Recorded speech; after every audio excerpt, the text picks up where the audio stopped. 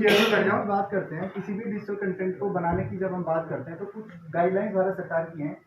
वो आपको नेट पे भी मिल जाएगा और सब नहीं तो वैसे भी आप शॉर्ट में हम उसको देख लेंगे। एक चीज़ हमने देखी पिछले 2-3 लगभग 1-2 वर्षों से मैं इसको देख रहा था, तो हम चेयरनी है कंटेंट को मंगवाते हैं, उसके बाद जो दूसरी टीम होती है वेटिंग टीम, वो बहुत सारे ग्राउंड्स पर हमारे बहुत सारे कंटेंट को रिजेक्ट कर देती है। यहाँ तक कि एक बार हमने देखा कि हमने 100 कंटेंट में से मात्र 3 या 4 ही कंटेंट सेलेक्ट हुए।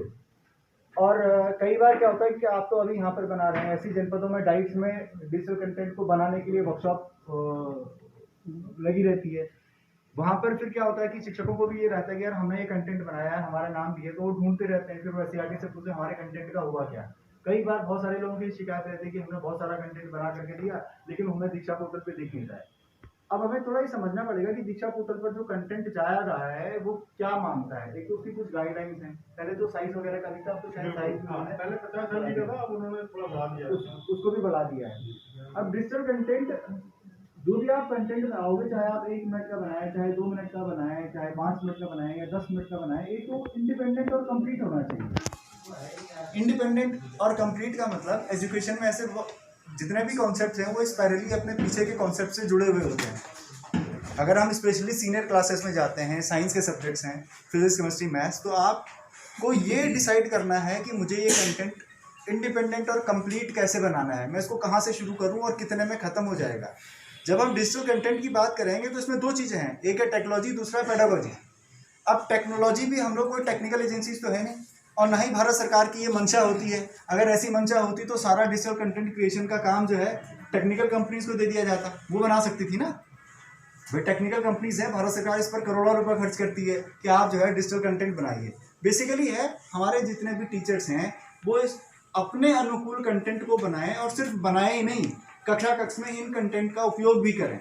तो हम सब लोग सीखते हैं, हम में से कोई भी टेक्निकल एक्सपर्टीज नहीं रखता है। आज की तारीख में स्कूल एजुकेशन में टेक्निकल बैकग्राउंड से कोई पोस्ट होती ही नहीं। हमारे पे कोई बीटेक वाला कोई टीचर है ही नहीं, कंप्यूटर साइंस का कोई टीचर होता ही नहीं है, उस हमारी हायरार्की में नहीं है। लेकिन क्योंकि आईसीटी टीचिंग लर्निंग को काफ़ी इंटरेस्टिंग, रुचिकर बना देता है, तो आईसीटी का इस्तेमाल कक्षा कक्ष में हो, उसके लिए ये बहुत आवश्यक है कि शिक्षक अपने हिसाब से, अपने अनुकूल, अपनी समझ के हिसाब से डिजिटल कंटेंट को क्रिएट करे। तो पहले लेवल पे हम क्रिएशन की बात करते हैं। बहुत सारे लोग बहुत अच्छा काम करते हैं हमारे डिपार्टमेंट में, जिनका मतलब एटलीस्ट नेशनल लेवल का काम है।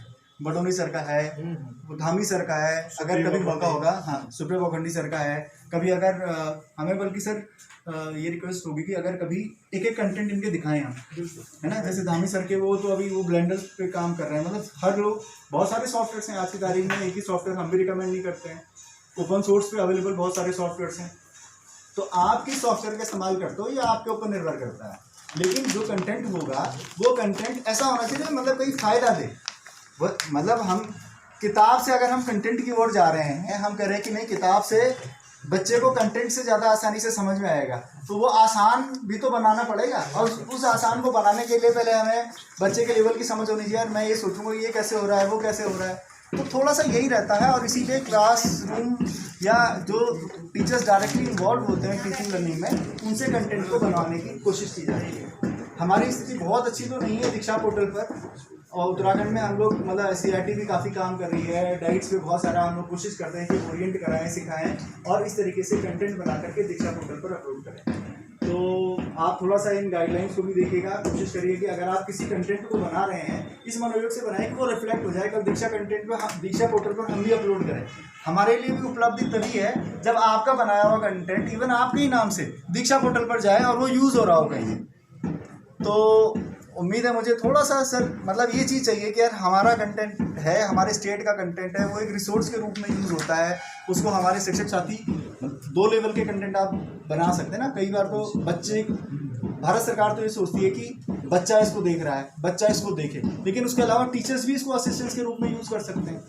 करने तो हमें बहुत सारे, हमें ऑनलाइन ट्रेनिंग मटेरियल वगैरह बनाने थे, तो उसके लिए भी तो हमें कंटेंट की ज़रूरत है। तो कंटेंट आपका, अब इसके अलावा क्या है, वो कंटेंट बहुत अच्छा है जहाँ पर आपको उस कंटेंट का ऑब्जेक्टिव भी बता दो कि ये क्या सिखाना चाहेगा। ये थोड़ा ट्रेनिंग इंस्टीट्यूट्स में ऐसा होता है कि अगर हम कोई चाहे क्लासरूम में एक लेक्चर दे दें, हमारा ऑब्जेक्टिव क्या है, क्या हो जाएगा हम अगर 30 मिनट का सेशन दें, उसके बाद क्या चाह रहे हैं जो लर्नर है वो क्या रिफ्लेक्ट करे। तो कुछ इस तरीके से कंटेंट को बनाएंगे तो उससे सभी का लाभ होगा। बस यही रिक्वेस्ट है। उसके अलावा गाइडलाइंस आपको ऑनलाइन भी मिल जाएंगी, गूगल पे आप सर्च करेंगे, आप इसके दीक्षा की गाइडलाइंस जारी करेंगे, वो भी आपको मिल जाएगा।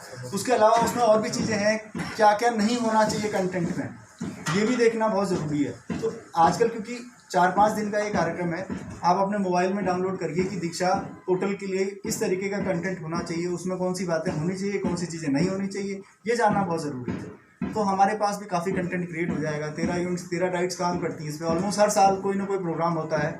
नौटियाल जी बहुत काफ़ी पहले से इसमें जुड़े हुए हैं, पिछले 2-3 साल से। तो क्योंकि मैं भी इसको देख रहा था, हमने साथ में कुछ वर्कशॉप्स वगैरह भी की हुई है। लेकिन वही है कि हम मतलब अभी भी सेटिस्फाइड नहीं है कि जिस संख्या में एक क्वालिटी कंटेंट हमारे पास आना चाहिए वो नहीं आ पाता है, वो अप्रूव नहीं हो पाता है। हमारी ही टीम, जो दूसरी टीम जब इसको इंडिपेंडेंटली सोचती है कि यार ये कंटेंट कैसा है, क्या ये अपलोड किया जाना लायक है या नहीं है, बिना वेटिंग के कोई कंटेंट अपलोड नहीं होगा।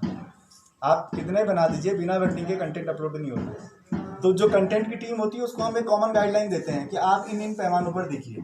तो वो जब उन पैमानों पर, पिछली बार मैम शायद एक बार 100 में से एक किसी उसमें 2 या 3 कंटेंट, तीन कंटेंट, हाँ 3 कंटेंट वो हमारे अप्रूव हुए थे।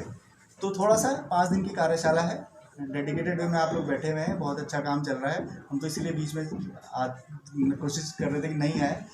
तो गुड लक सभी के लिए, उम्मीद है मुझे बहुत अच्छा कंटेंट आएगा। Thank you sir.